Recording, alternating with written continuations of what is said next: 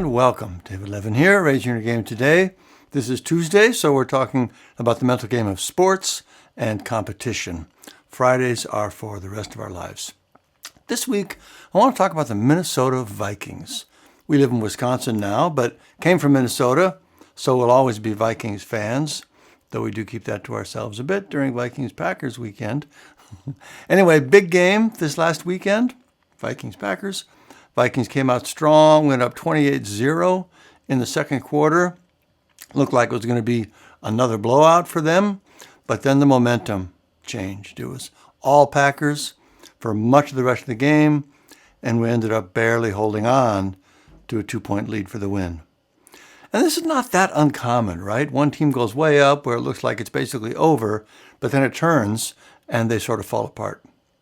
And you can sort of understand it. I mean, how could you not start to relax when you're up that far, right? There's so much pressure on athletes at that level, so much expectation to perform and win. The moment you feel like you've made it, of course you want to start to relax and maybe even celebrate. The problem is, this is what happens. You let up, you relax. Meanwhile, the other team is kicking things into a higher gear. All of a sudden, the momentum shifts and you're in trouble. So how can you keep that from happening? How can you stay in your peak competitive state when you're way ahead like that? Part of the problem, I think, is that you're not really thinking about your mindset in the first place. When you're focused, you're just focused. You didn't do much to get yourself there. It's just part of what happens on game day. And then when you start to relax, you're not thinking about that either. Again, it's just your natural response to the situation. So when you get into a spot where you think, need to get back in the groove here, you don't really have a way to do that. Instead, you just start talking to yourself, right? Okay, come on, stay focused, stay sharp. But that just pulls you off into your head, which makes things worse, and you get into a downward spiral where your game slips, you get more in your head, your game slips some more, and on it goes. So the first thing to do to fix this is more of a preventative strategy, which is to have a specific plan and techniques for getting yourself into your peak state in the first place. Develop a pregame routine for your mental game with specific steps and things you do to help you get there. So when a situation like this comes up, rather than just say, I need to get back in it, you have specific things you can do to help you get there. By the way, this is what our advanced Mental Game Master Training is about. Our core training, the Raising Your Game Sports Academy, that gives you the foundations for how to regulate your thoughts and emotions. You can't consistently play at your best without that. But the advanced course builds on that to help you develop a step-by-step mental game plan for getting yourself into your peak competitive state and staying there throughout the game.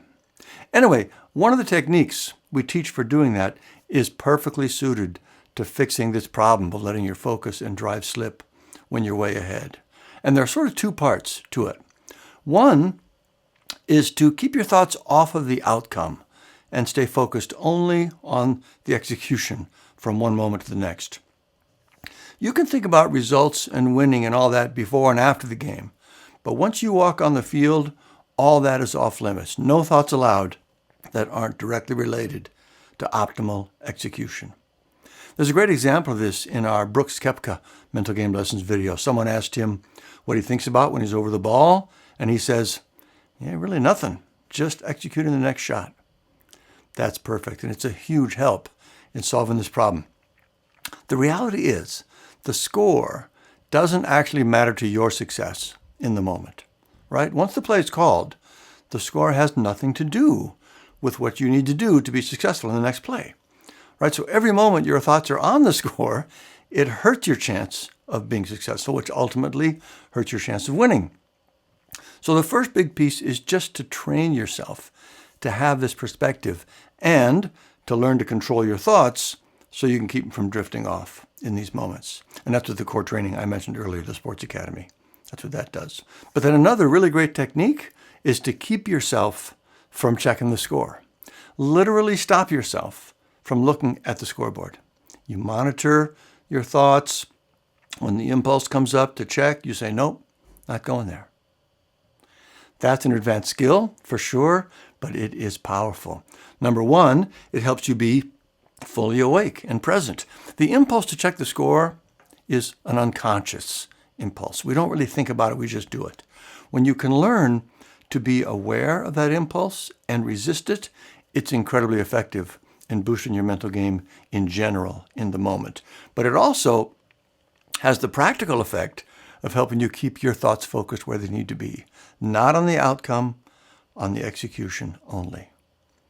So I don't expect you to be able to do this right away just from hearing me talk about it this one time, though maybe you can. But do at least put some thought into it. Think about the overall perspective. Sit with the idea that the score, the outcome, are not what you should be thinking about during the game. And take it seriously. Those thoughts should be off limits because they pull you away from what you should be focused on. And then see if you can practice not looking at the scoreboard, even for just a few minutes at a time to start. I think you'll really enjoy what this does for you, and you'll be able to tell how powerful and helpful this can be going forward.